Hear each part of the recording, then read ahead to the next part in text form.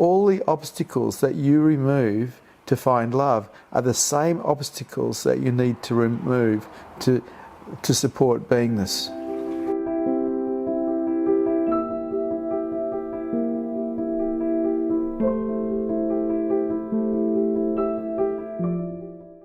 See, I was in the marketplace like yourself, and I had to support two families, and I put myself through naturopathy school at university and also psychotherapy school, and I put my wife through it as well.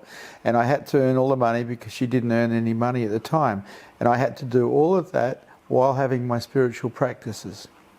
And so the spiritual practice that I practiced the most during the day was the practice of openness. I played a game called Zero. Zero being when my mind is absolutely flatlined and completely relaxed. And anything above zero was a problem. I wasn't happy about it.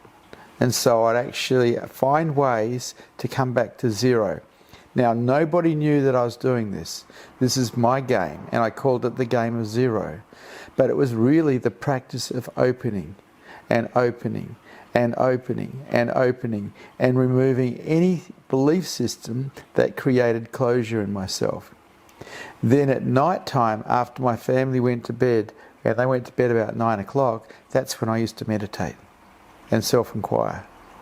And so I included my spiritual practice all day long, just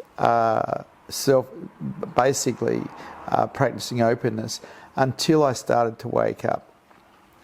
And that happened as a result of an awake teacher walking in the room, and all of a sudden I found myself as the universe.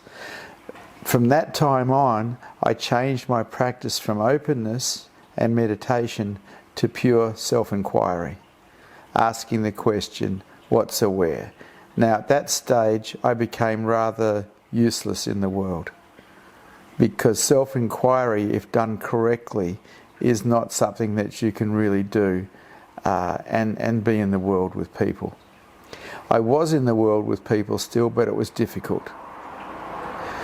But leading up to that, I practiced this game of zero, which set me up for experiencing love, because it opened me right up, and it set me up for enlightenment, because all the obstacles that you remove to find love are the same obstacles that you need to remove to support beingness.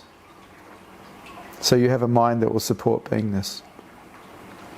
Now, nobody knew I was practicing. Not my wife, not my friends, but I was practicing because I was a seeker.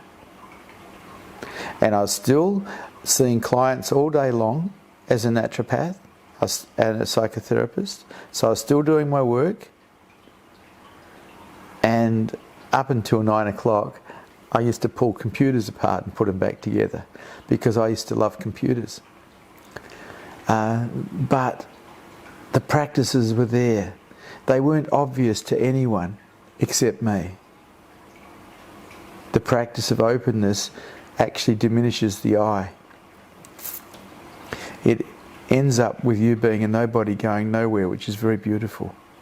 It destroys the arrogance of the ego. And so you practice that during your day while you're doing things. You don't need to tell anyone. It's your practice.